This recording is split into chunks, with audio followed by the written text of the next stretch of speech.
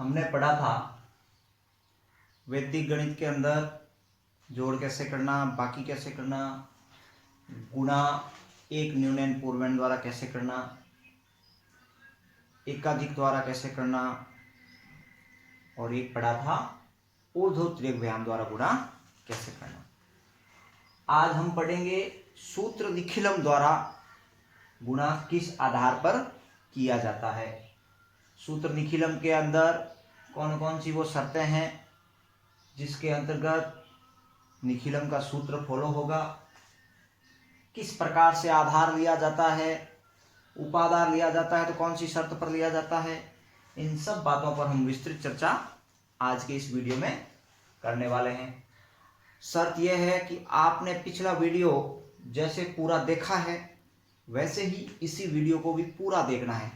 अगर कोई विद्यार्थी इस वीडियो को शुरू से लेकर अंत तक पूरा अच्छे ढंग से देख लेगा, उसको सूत्र निखिलम द्वारा गुणा अवश्य ही समझ में आ जाएगा।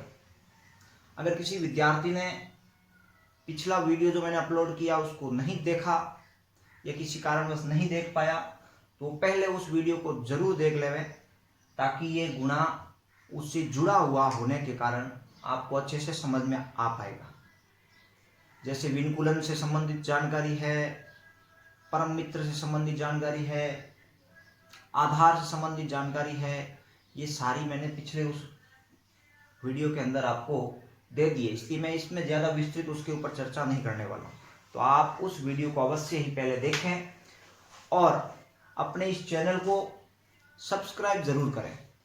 सब्सक्राइब करने और एक बेल जो घंटी दिखती है उसको दबाने से आपको ये फ़ायदा होगा कि मैं जब भी अगला वीडियो अपलोड करूँगा आपको एक नोटिफिकेशन प्राप्त होगा, जिससे आपको ये ध्यान में आ जाएगा कि एक और वीडियो आया है जिसको आप आराम से देख सकें और देख करके और आगे का पाठ्यक्रम आराम से पढ़ सकें।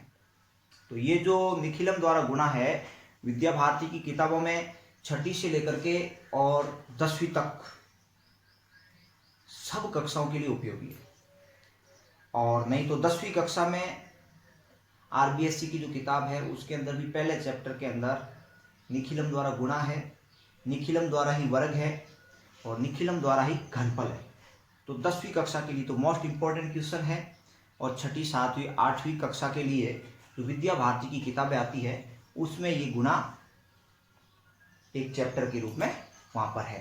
इसलिए आप सब लोगों को इस वीडियो को देखना चाहिए और अधिक से अधिक ऐसे एग्जाम्पल ले लेकर के और अभ्यास पुस्तिका में अभ्यास करेंगे तो आपको ये जो निखिलम द्वारा गुणा है वो आपके दिमाग में एक स्थायी जगह कर जाएगा और आप लाइफ टाइम इसको भूलेंगे नहीं तो एक बार देख लिया आपको समझ में अवश्य आ जाएगा, परंतु समझ में आने के बाद 6-7 दिन बाद अगर आप वापस किसी प्रश्न आपकी पाठ्य पुस्तक से प्रश्न को देखेंगे और करने का प्रयास करेंगे तो आप कर नहीं पाएंगे, क्योंकि एक बार देखने से कोई चीज़ याद रहती नहीं है। बार बार अभ्यास का विषय है गणित, जितना ज़्यादा अभ्यास करेंगे उतनी ज़्यादा अच्छे से समझ में आएगी गणित। तो है गुणा, गुणा के अंदर है सूत्र निखिलम, निखिलम द्वारा गुणा।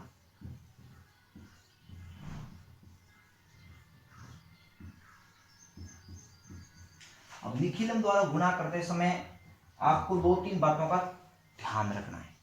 एक तो गुणा होता है वो 2 संख्याओं के होते हैं, यानी 2 संख्याएं होगी गुणीय गुणांक।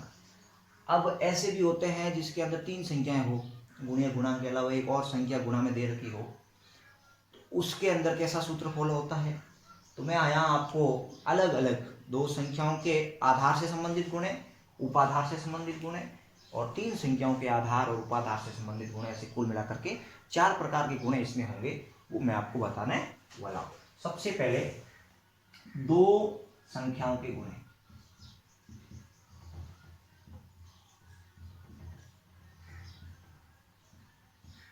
दो संख्याओं के गुणा। अब 2 संख्याओं में जैसे मैं एक उदाहरण देता हूं, एक संख्या होगी 16, दूसरी होगी 17। इस प्रकार से 2 संख्या होगी 16 गुणा 17। अब 16 और 17 आपको यहाँ दिखता है कि इसके अंदर आधार है ये संख्या 10 के नजदीक है, तो आधार यहाँ 10 लिया जाएगा, और 10 के गुणांक में कोई अंक नहीं है, तो यानी ये उपाधार के नजदीकी संख्या नहीं, उपाधार लेने की आवश्यकता नहीं है। सीधी भाषा में अगर आपको सामान्य भाषा में समझाने का प्रयास करूं तो आपको यहाँ ये है कि 16 गुना 17 में जो ये दहाई का अंक आता है, अगर ये 3 अंकों की होती है 106 गुना 107, तो जो सैकड़े का अंक है यानी जो अंतिम अंक है वो अगर 1 से बड़ा नहीं है तो उपाधार उस प्रश्न के अंदर नहीं होगा। ये आपको एक सामान्य तरीके में, बाकी गणित की भाषा में ये है कि उपाधार कभी होगा जब आधार के गुणांक में, तो आपको सामान्य चीज समझाने के लिए कि ये अंक जो अंतिम अंक है, जो दाही अंक सम्मान अंक दिखता है आपको, वो अंक 1 से बड़ा नहीं होना चाहिए, यानी 1 ही है तब तक वो आधार की संख्या है। अगर यहाँ 26 × 27 होता तो उपाधार की संख्या हो जाती और वहां उपाधार क्या होता 2। यहाँ आधार और उपाधार दोनों में दाही का अंक 1 ही रहेगा, यानी आधार में अगर 10 दूंगा उपाधार 1 ले लूंगा तो भी उसका फर्क नहीं पड़ने वाला, क्योंकि 10 को 1 से गुना करेंगे उत्तर वही 10 ही आने वाला। इसलिए आधार और उपाधार इस संख्या का तो 1 ही रहेगा। अब इसका आधार है आपके क्या 10, उपाधार है नहीं, क्योंकि मैंने बताया उपाधार के लिए क्या चाहिए, दाही अंक है वो 1 से बड़ा चाहिए, 1 से बड़ा नहीं है उपाधार नहीं है। सीधा लिखना आपको क्या विचलन। अब विचलन क्या, यानी आधार से दी गई संख्या कितनी कम या अधिक है, ये 10 से कितनी ज्यादा या कम। 16 है वो 6 ज्यादा है तो 6, वो 17 है वो 7 ज्यादा है तो 7, दोनों प्लस के हैं। ज्यादा है तो प्लस में लिखना होता है विचलन, और कम होता है तो माइनस में लिखना होता है। अब यहाँ संख्या है 16 तो प्लस कर दीजिए 6, 16 प्लस उसका विचलन 17 प्लस उसका विचलन, और ये खींच लीजिए एक आधार रेखा। यहाँ तक का काम समझ में आ गया है, तो एक सीधा साधा इसमें एक सूत्र होगा और उस सूत्र में स्थापित करते इसका आंसर आ जाएगा। अगर ये चीज समझ में आ गई, मानो निखिलम द्वारा गुणा करना आपको आ गया, ये चीज समझनी बहुत जरूरी है। आधार कैसे लिया जाता है, उपाधार किस आधार पर लिया जाता है, और विचलन किस ढंग से और ज्ञात किए जाते हैं, ये 3 चीजें। यहाँ इसमें उपाधार था नहीं इसलिए मैंने लिखा नहीं तो 3 चीजें होती उपाधार होता। अब सूत्र क्या है, सूत्र है आपके संख्या प्लस विपरीत विचलन, संख्या प्लस विपरीत विचलन ऑब्लिक विचलनों का गुणा, विचलनों का गुणा। अब यहां संख्या क्या है, ये 16 और 17 दोनों संख्याएं हैं, इन दोनों में से कोई एक संख्या लेना और प्लस में विपरीत विचलन लेना। विपरीत विचलन का यहाँ अर्थ यह है कि 16 लेंगे, 16 के सामने वाला विचलन नहीं लेकर के इसका विपरीत यानी 7 लेना, और 17 लेंगे तो इसके विपरीत 6 विचलन लेना, और बाकी विचलनों का गुणा 6 और 7 दे रखा है। बस इस सूत्र के अंदर इसको रखना है। तो 16 और 17 में से कोई एक संख्या ले लें, तो मैं ले रहा हूँ यहाँ 16 प्लस विपरीत विचलन। विपरीत विचलन बोले तो क्या, 16 लिया, विपरीत विचलन क्या हो गया 7, 16 प्लस 7 ऑब्लिक विचलनों का गुणा 6 गुणा 7, 6 गुणा 7, ये आ गया आपकी संख्या प्लस विपरीत विचलन ऑब्लिक विचलनों का गुणा। ये मैंने सूत्र में रख दिया। अब केवल सरल करना। सरल कैसे, 16 और 7 को जोड़ लो, सामान्य गणित में जैसे करते हैं वैसा ही काम करना। 16 और 7 कितने हुए 23, 6 को 7 से गुणा कर लीजिए, 6 7 42। बस यहां तक आने के बाद आपको क्या करना है, ये 2 पक्ष है, ऑब्लिक के इधर वाले पक्ष को हम कहते हैं वाम पक्ष और इधर वाले पक्ष को कहते हैं दक्षिण पक्ष। बायां पक्ष दायां पक्ष, left hand side right hand side. अब यहाँ आपको देखना है जो राइट हैंड साइड दक्षिण पक्ष है, इसके अंदर जितने आधार में शून्य है उतने अंक होने चाहिए, जितने आधार में शून्य उतने अंक द्वितीय खंड अंतिम खंड में होने चाहिए, जो दक्षिण पक्ष का खंड है उसमें होना चाहिए। अब इसके अंदर क्या है 2 अंक है, तो ऐसी स्थिति में क्या करना, जब आधार में शून्य 1 है, यहाँ द्वितीय खंड में अंक 2 है, तो जो दाहिनी अंक है इसका दूसरा अंक है, इसको प्रथम खंड में भेज दीजिए, बाएं पक्ष में भेज दीजिए, और बीच में क्या लग जाएगा, यानी भेजते समय बीच में प्लस लगाना, जुड़ जाएगा। बाएं पक्ष में क्या हो जाएगा, जुड़ जाएगा। 23 + 4 ऑब्लिक 2, इस ढंग से 23 + 4 यानी ये जो दाई अंक था प्रथम खंड में जाकर के और 23 में जुड़ गया और ऑब्लिक के बाद क्या लग गया 2। 23 और 4 कितने हुए 27 ऑब्लिक 2। अब देखिए एक अंक है एक शून्य, अब ऑब्लिक हटा दीजिए और पास पास लिख लीजिए तो आएगा क्या उत्तर 272। इस ढंग से करना है। ये इस प्रश्न का क्या है आंसर। ये तो आपके था कि कैसा प्रश्न, दो संख्याओं की गुणा में आधार पर आधारित प्रश्न। ऐसे आप अनेकों अनेक उदाहरण, आप यहाँ मैंने 16 × 17 लिया, आप यहाँ 100 से ऊपर की संख्या ले सकते हैं। 106 × 107 है, 107 × 108 है, 109 × 108 है, 101 × 104 है। ऐसे 1000 के आधार के ऊपर भी ले सकते हैं। 1001 × 1002 है, 1003 × 1006 है, 1005 × 1007 है। ऐसे अनेकानेक उदाहरण ले लेकर के और आप अपने अभ्यास पुस्तिका में हल करेंगे तो अवश्य ही ये प्रश्न आपके दिमाग में स्थायी हो जाएगा और आप कभी भूलेंगे नहीं। अब मैं यहाँ एक प्रश्न आपको आधार 100 पर आधारित होकर के करवा देता हूँ और उसके पश्चात हम चलेंगे उपाधार की ओर। एक प्रश्न मैं जैसे लेता हूँ यहाँ,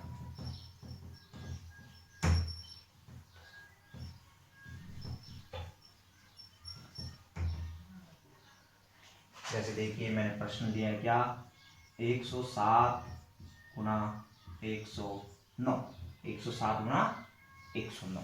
तो ये संख्या किसके पास है, ये संख्या आ गई आपके 100 के पास। तो यह आधार क्या हो जाएगा 100 हो जाएगा। आधार 10 से क्या हो गया 100 हो गया। अब विचलन उपाधार तो होगा नहीं क्योंकि अंतिम अंक देखते हैं सैकड़ा है, सैकड़े का अंक क्या है एक ही है, 2 है नहीं, 3 है नहीं, 4 है नहीं। अगर एक से बड़ा होता तो उपाधार लेना होता, अन्यथा उपाधार की आवश्यकता नहीं। अब विचलन क्या, विचलन जितने शून्य है आधार में उतने अंकों का विचलन होना चाहिए। तो यहाँ पहले में तो है 07, वह दूसरे में क्या है 09, 07 09, 07 09, ये है आपका क्या विचलन। अब सीधा साधा काम वो सेम है, 107 में उसका विचलन जोड़ लेना, 107 प्लस उसका विचलन क्या 07, 109 में उसका विचलन जोड़ लेना क्या 09, 09, 109 में उसका विचलन क्या 09। अब वो का वो सूत्र ऐसा कैसा सेम है, संख्या प्लस विपरीत विचलन ऑब्लिक विचलनों का गुणा। संख्या क्या लेनी, कोई एक संख्या 107 भी ले सकते हैं और 109 भी ले सकते हैं। तो मैं यहाँ ले रहा हूँ 107 प्लस विपरीत विचलन 09 और ऑब्लिक विचलनों का गुणा 07 × 09। 107 में 9 जोड़िए, 107 में 9 जोड़ते 116 ऑब्लिक 7 को 9 से गुणा 63। आधार में देखिए कितने शून्य 2, यहाँ द्वितीय खंड में देखिए कितने अंक 2। इसका मतलब डायरेक्ट क्या कर लेना आपको ऑब्लिक हटा लेना, पास पास लिख देना, क्या आ जाएगा उत्तर 116 63 ए एंड एस। यानी ये इस प्रश्न का आपके क्या है आंसर है। अब ये तो था आपके दो संख्याओं के आधार पर आधारित सूत्र निखिलम द्वारा गुणे। अब मैं आपको सिखाने वाला हूँ उपाधार। अगर दो संख्याएं दे रखी है और आधार के साथ साथ उपाधार हो तो किस ढंग से करना।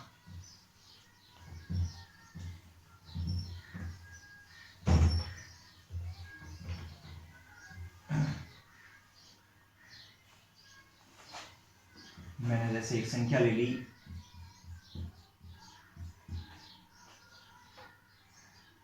44 × 47, 44 × 47। अब यहाँ मैं जो भी संख्या ले रहा हूँ वो उसी क्रम की ले रहा हूँ। क्यों देखो, अगर मैं यहाँ 13 × 47 ले लेता तो क्या ये प्रश्न इस सूत्र से हो जाता? नहीं। सूत्र निखिलन द्वारा गुणा करने के लिए संख्या आधार और उपाधार के पास की होनी चाहिए और वो दोनों संख्याएं आपस में नजदीक की होनी चाहिए। ज्यादा से ज्यादा उस संख्याओं में 9 का अंतर हो सकता है, उससे ज्यादा नहीं। जैसे ये 44 से 47 कितने का अंतर है? 3 का। ऐसे मैं 41 ले सकता हूँ, 49 ले सकता हूँ, कितने का अंतर होता? 8 का होता। मैं यहाँ 39 ले सकता हूँ, इधर 49, इतने तक का ज्यादा से ज्यादा ले सकते हैं। उसमें आधार क्या उपाधार होता है वो बड़ी संख्या ले लेते, ऐसा भी आता है। ये 44 गुना क्या है 47। यहाँ आधार तो क्या रहेगा 10 रहेगा, क्या रहेगा 10। उपाधार, अब उपाधार का मतलब होता है आधार को किस संख्या से गुणा करें कि वो इस संख्या के पास पहुंच जाए, किस अंक से। तो 10 को किससे गुणा करेंगे 4 से, तो उपाधार क्या आ जाएगा 40 हो जाएगा। यानी अब उपाधार हो गया 40। उपाधार अंक क्या, उपाधार अंक, उपाधार अंक, उपाधार अंक बोले तो आधार को किस अंक से गुणा किया ताकि ये उपाधार बना, यानी 4। और विचलन, विचलन का यह मतलब है उपाधार से कितने ज्यादा, जो दी गई संख्या है उपाधार से कितनी ज्यादा है या कम है। तो 40 से कितनी ज्यादा ये 4, दूसरी वाली 7, बस ये इतना सा काम करना। उस प्रश्न के अंदर हम केवल क्या कर रहे थे, जिसके अंदर आधार ही था उपाधार था नहीं, तो उसमें आधार और विचलन दो ही लिख रहे थे। इसके अंदर उपाधार लिख रहे हैं, उपाधार अंक लिख रहे हैं, साथ में विचलन भी लिख रहे हैं। अब देखो यहाँ वो का वो काम करना, 44 में +4 और 47 में +7, और ये खींच दिया हमने क्या आधार लिखा। ये खींचने के पश्चात सेम सूत्र लिखना। अब सूत्र में थोड़ा सा परिवर्तन, उसका सूत्र था वो था क्या संख्या प्लस विपरीत विचलन ऑब्लिक विचलनों का गुणा। यहाँ सूत्र में क्या आएगा देखो, उपाधार अंक, उपाधार अंक गुणा संख्या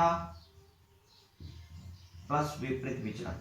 मैं ये वी लिख रहा हूं, विपरीत विचलन, उपाधार अंक गुणा संख्या प्लस विपरीत विचलन ऑब्लिक विचलनों का गुणा, विचलनों का गुणा।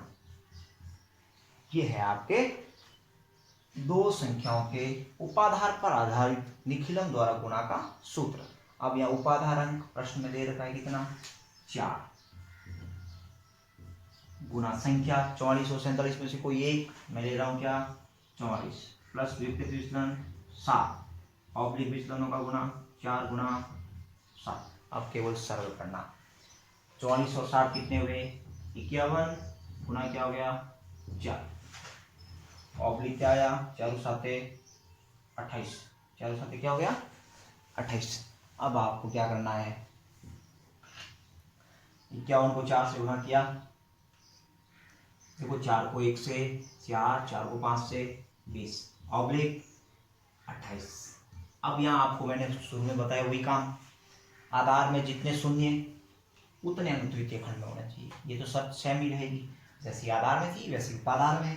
तो यहाँ अंक कितने हैं 2, तो इसमें क्या करना दाई अंक को पड़ोस में भेज देना प्लस के रूप में, यानी प्रथम खंड में जुड़ जाएगा। 204 के अंदर क्या जुड़ जाएगा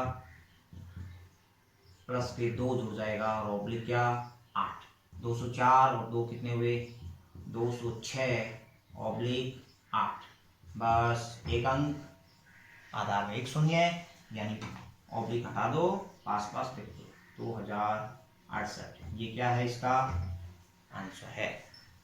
तो इस ढंग से आपको उपाधार पर आधारित प्रश्न करना। ये तो था 10 आधार लेकर के, आप 100 आधार लेकर के भी कर सकते हैं, आप 1000 आधार लेकर के भी कर सकते हैं। अनेक ऐसे उदाहरण ले लेकर के और बार बार अभ्यास करेंगे तो अवश्य ही ये प्रश्न आपको समझ में आएगा। अब मैं करवाऊंगा आपको 3 अंकों जो 3 संख्याएं होती है वो अगर गुणा में है तो वो सूत्र निखिलम से कैसे हल करना।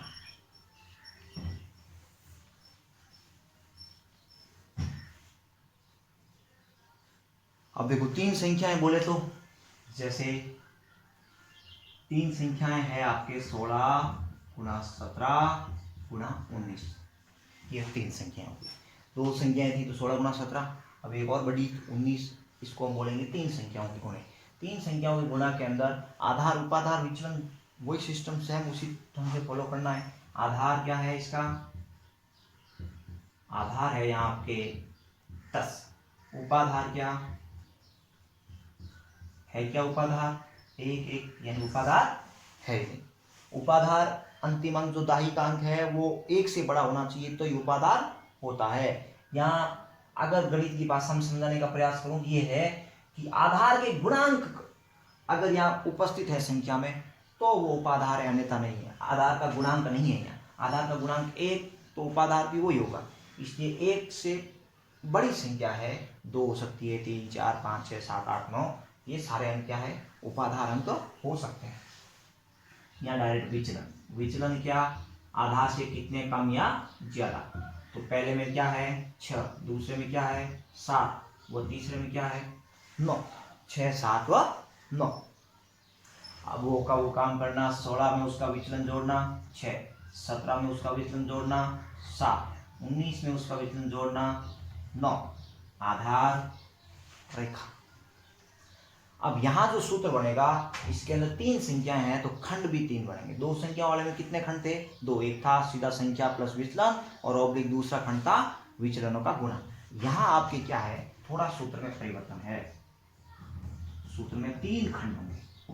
सूत्र में कितने खंड होंगे, 3। अब वो 3 खंड कैसे, तो पहले खंड में तो यही रहेगा, संख्या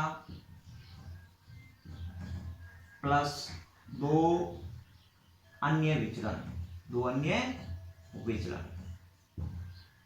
समझ में आ रहा है। कोई एक संख्या जैसे 16 ले ली तो अन्य विचलन 7 और 9, 17 ले ली तो अन्य विचलन 6 और 9, 19 ले ली तो अन्य विचलन 7 और 6, 2 अन्य विचलन लेना। जो संख्या ले ली उसके अलावा जो अन्य 2 विचलन है उनको उसके प्लस में लिख देना। दूसरे खंड में क्या करना है, पहला विचलन, पहला विचलन गुणा दूसरा विचलन। मैं ये वी लिख रहा हूं, आपको विचलन ही पढ़ना है। पहला विचलन गुणा दूसरा विचलन प्लस दूसरा विचलन गुणा तीसरा विचलन प्लस तीसरा विचलन गुणा पहला विचलन ऑब्लिक विचलनों का गुणा, विचलनों का गुणा। कितने खंड हो गए, 3 खंड हो गए। पहला खंड वैसा का वैसा ही है, संख्या प्लस उसमें 1 विचलन था तो 1 जोड़ रहे थे, यहाँ 2 विचलन है तो 2 अन्य विचलन जोड़ रहे हैं। दूसरा खंड थोड़ा चेंज हुआ है, पहला विचलन गुणा दूसरा विचलन, दूसरा गुणा तीसरा विचलन प्लस तीसरा गुणा पहला विचलन, और लास्ट खंड सेम का सेम है, क्या, विचलनों का गुणा। अब जैसा सूत्र है उसी अनुसार प्रश्न को देख देख करके और इस सूत्र में संख्या को रखना है। संख्या मैं ले रहा हूं यहाँ क्या, 16, 16 प्लस 2 अन्य विचलन, यानी 16 के सामने वाला छोड़ दो, 2 अन्य 7 प्लस 9 ऑब्लिक पहला विचलन, या पहला 6 दूसरा 7 तीसरा 9, तो पहला विचलन 6 गुना दूसरा 7 प्लस दूसरा गुना तीसरा 7 गुना 9, तीसरा गुना पहला 9 गुना 6, ऑब्लिक विचलनों का गुणा क्या, 6 गुना 7 गुना 9। बस इतना सा काम करना, ये आपने सूत्र में रख दिया। अब इसको सरल करना, 16 के अंदर 7 जोड़े 23, 23 और 9 32, 23 और 9 कितने हुए 32, ऑब्लिक 6 को 7 से गुणा किया 42, बीच में प्लस तो प्लस, 7 को 9 से 63, बीच में प्लस तो प्लस, 9 छक्के 54 ऑब्लिक 6 7 के 42 गुणा 9, 42 गुणा 9। अब देखिए 32 का 32 ऑब्लिक, यहां जोड़ते हैं तो 4 और 3 कितने हुए 7, 7 और 2 9, 5 5 6 11, 11 4 15 ऑब्लिक 42 को 9 से गुणा, 9 दुए कितने हुए 18, 18 का 8 सिल गई 1, 9 चौक 36, 36 में 1 37, ये हो गया आपके 378, 378। इतना होने के बाद वो का वो काम देखना, यहाँ आधार में जितने शून्य हैं उतने अंक द्वितीय और तृतीय दोनों खंड में होने चाहिए। द्वितीय और तृतीय, वहां हम क्या कर रहे थे, केवल अंतिम खंड के अंदर देख रहे थे। यहाँ खंड ज्यादा है तो केवल पहले खंड को छोड़ करके शेष सारे खंडों के अंदर जितने आधार में शून्य उतने अंक ही होने चाहिए। तो यहाँ हम क्या करेंगे, इधर का तो 37 है, ये 37 इसमें जोड़ देंगे, इधर का ये 15 है, ये 15 इधर जोड़ देंगे। इतना सा काम करना है, यानी क्या 32 प्लस 15 ऑब्लिक 9 प्लस 37 ऑब्लिक 8। अब अंतिम खंड में तो एक अंक आ गया, बीच वाले खंड में और जुड़ेगा तो ज्यादा होगा। 32 और 15 जोड़ते हैं 5 2 7 1 3 4 ऑब्लिक 37 और 9 जोड़ते हैं कितने हो गए 46 ऑब्लिक 8। अभी भी द्वितीय खंड यानी बीच वाले खंड के अंदर 2 अंक पड़े हैं, तो ये 4 इधर जोड़ दो, तो 47 के अंदर क्या जुड़ जाएगा 4 जुड़ जाएगा ऑब्लिक यहाँ 6 ऑब्लिक यहाँ 8। 47 और 4 कितने हुए 51 ऑब्लिक हटा दो 6 8। ये इसका क्या है आंसर। इस ढंग से यानी आधार में जितने शून्य हैं उतने अंक द्वितीय और तृतीय खंड में होने चाहिए। जैसा सूत्र बना है उस सूत्र के अनुसार आपको फॉलो करना है। ये सूत्र आपको याद करना है। संख्या प्लस 2 अन्य विचलन ऑब्लिक पहला विचलन गुना दूसरा विचलन प्लस दूसरा विचलन गुना तीसरा प्लस तीसरा गुना पहला ऑब्लिक विचलनों का गुना। संख्या को देख करके आधार उपाधार लिखना, विचलन लिखना है। अब उपाधार से संबंधित एक और प्रश्न करवाता हूं मैं। उपाधार से संबंधित कैसे, तो मैं यहाँ अगर संख्या को चेंज कर दूं तो वो उपाधार का सूत्र है वो भी चेंज हो जाएगा। 3 संख्याओं के अंदर उपाधार से संबंधित सूत्र में थोड़ा परिवर्तन आएगा, वो क्या बनेगा वो अभी हम करेंगे। बार बार हम अभ्यास करेंगे तो ही ये मेथड है वो आपके दिमाग में स्थायी हो पाएगा। अन्यथा क्या है, एक बार बहुत आसानी से समझ में आता है, जब पढ़ाते हैं तो आप सामने बैठे लगता है कि हाँ ये तो सब कुछ समझ में आ गया, परंतु जब वापस आप अपनी अभ्यास पुस्तिका के अंदर इसको मिलान करने का प्रयास करते हैं तो बार बार ऐसा लगता है पता नहीं क्या था। तो इसका मतलब ये है कि आपने अभ्यास कम किया है। बार बार अभ्यास करेंगे तो ये मेथड समझ में आने वाला है। तो एक जैसे मैं प्रश्न ले रहा हूँ यहाँ आपके 203 गुना 204 गुना 206। अब मैंने उपाधार वाला इसके अंदर आधार 100 वाला प्रश्न दिया है 3 संख्याओं के अंदर भी। तो सबसे पहले यहाँ लिखना है क्या आधार इसका क्या है 100। उपाधार क्या हो जाएगा, तो 100 को किससे गुणा करेंगे, इसके पास पहुंच जाए तो 2 गुना 100 कितना है उपाधार 200। उपाधार अंक तो बोले किससे गुणा किया 2, उपाधार अंक क्या आया 2। विचलन यानी 200 से कितना ज्यादा, उपाधार से कितना ज्यादा है वो, तो 03 04 व 06।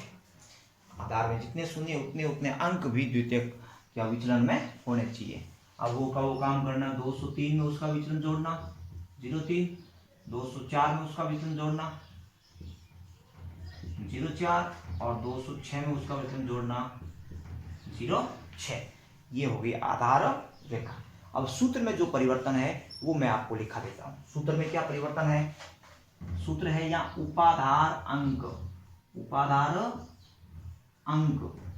का है स्क्वायर, उपाधार अंक का स्क्वायर गुणा संख्या प्लस 2 अन्य विचलन।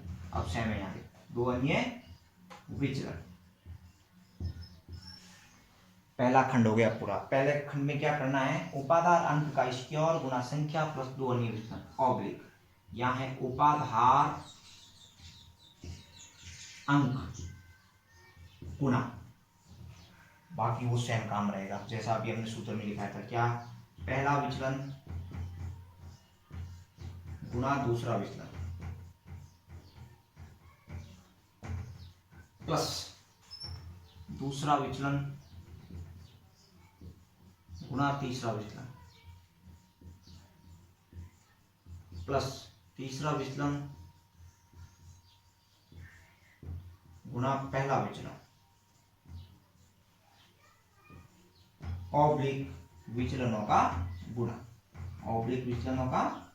गुणा। ये आपका रहेगा मध्य खंड और ये है इसका तृतीय खंड। कुल 3 खंड बनेंगे जिसके अंदर क्या है, पहले खंड में उपाधार अंक का स्क्वायर हो रहा है और दूसरे खंड में उपाधार अंक से गुणा हो रहा है। बाकी वो सेम जैसा अभी हमने 3 अंकों वाला किया था। अभी सूत्र के अंदर आपको रखना है। उपाधार अंक बोले तो 2 का स्क्वायर गुणा संख्या, कोई एक संख्या में 203 ले रहा हूं, 203 प्लस 2 अन्य विचलन 0,4 प्लस 0,6 ऑब्लिक उपाधार अंकन 2 गुना पहला विचलन 3 गुना दूसरा 4 प्लस दूसरा 4 गुना तीसरा 6 प्लस तीसरा 6 गुना दूसरा 3। ये हो गया आपके मध्य खंड का काम। पहला विचलन गुना दूसरा विचलन प्लस दूसरा गुना तीसरा विचलन प्लस तीसरा गुना पहला विचलन। ऑब्लिक विचलनों का गुना यानी 3 गुना 4 गुना 6, 3 गुना 4 गुना 6। इसको सरल करते हैं क्या आता है, यहाँ है आपके 4 गुना, इसको जोड़ते हैं तो क्या होता है, 203 के अंदर 4 जोड़ा 207, 207 के अंदर 6 जोड़ा 213 ऑब्लिक। ये सरल करते हैं तो 2 गुना अंदर है 3 चौके 12 प्लस 4 छक्के 24 प्लस 6 तिरी 18 ऑब्लिक विचलनों का गुणा, यानी 3 चौके 12, 12 छक्के 78, 12 छक्के 72, 12 छक्के कितने होते हैं 72, 12 बढ़िया 60, 12 छक्के 72। ये हो गया आपके गुणा। बीच वाले खंड को सरल करना है, पहले खंड को सरल करना है। यहाँ कर रहा हूं, देखिए 4 को 3 से गुणा किया, 4 3 12 सिल गई 1, 4 एकम 4 और 1 5 और फिर 4 दूनी 8 ऑब्लिक। दूसरे खंड में यहाँ जोड़ते हैं 12 और 18 30, 30 और 24 कितने हुए 54, 54 को 2 से गुणा करो कितने हुए 108, 54 हुए 108 और इधर है 72 का 72। अब यहाँ उपाधार यानी आधार में कितने शून्य, 2 शून्य है, तो द्वितीय और तृतीय खंड में दो अंक होने चाहिए। तो यहाँ तो 2 अंक ठीक है, यहाँ एक एक्स्ट्रा है, एक यहाँ भेज दीजिए 852, 852 प्लस 1 ऑब्लिक 08 ऑब्लिक 72, यानी ये एक जुड़ा 800 कितने हो गए 53, 800 कितने हो गए 53 ऑब्लिक 08 ऑब्लिक 72। आधार में 2 शून्य है, यहाँ भी 2 अंक ऑब्लिक हटा दो 853 08 और 72, 853 08 और 72। इस प्रकार से ये आपका था सूत्र निखिलम द्वारा गुणा आधार का उपाधार का 2 संख्याओं में, और फिर था ये 3 संख्याओं, इसमें था 3 संख्या। अब 3 संख्याओं की गुणा करते समय भी हमें क्या है, एक ही बात ध्यान में रखनी थी कि जब अंतिम अंक है वो 1 से बड़ा नहीं है तो उसमें केवल आधार ही था, और 1 से बड़े हैं 2 है 3 है 4 है, या मैंने 2 लिया या 4 भी ले सकते हैं 6 भी ले सकते हैं, तो वो क्या आता उपाधार में आता। और उपाधार आने के बाद ये केवल सूत्र ध्यान में रखना है। अब 4 सूत्र लिखा है मैंने, एक तो लिखा है 2 संख्याओं में आधार का और फिर उपाधार का, और फिर 3 संख्याओं में आधार का और फिर उपाधार का। ये चारों सूत्र अगर आपने ध्यान से अच्छे से समझ लिए सीख लिए तो इस प्रश्न में कोई समस्या आएगी नहीं। और फिर है ये आधार उपाधार और विचलन लिखने का तरीका। इतना आ गया तो ये प्रश्न आपको अवश्य ही समझ में आएगा। अगर आपको किसी विद्यार्थी को ये प्रश्न समझ में नहीं आया है तो कमेंट बॉक्स में इसके संबंध में आप अवश्य लिखें, और अगर समझ में आया है तो भी हमारी हौसला अफजाई के लिए आप अवश्य अपना कमेंट्स जरूर करें, लाइक ज़रूर करें और शेयर करना ना भूलें। और सबसे शुरू में मैंने कहा ही था, इस चैनल को आप सब्सक्राइब करेंगे और बेल आइकन जो घंटी दिखती है उसको दबाएंगे तो अगला जो वीडियो मैं अपलोड करूंगा वो आपको नोटिफिकेशन के रूप में अवश्य प्राप्त होगा। अगला जो हम चैप्टर पढ़ेंगे इसके अंदर वैदिक गणित के अंदर, वो चैप्टर रहेगा वर्ग और घनफल। वर्ग और घनफल दोनों भी इसी सूत्र से होने वाले हैं, इसलिए इस वीडियो को आप अवश्य बार बार देखें ताकि जो मैं अगला वीडियो लेके आने वाला हूँ वो आपको अच्छे से समझ में आएगा। इसी आशा और अपेक्षा के साथ धन्यवाद।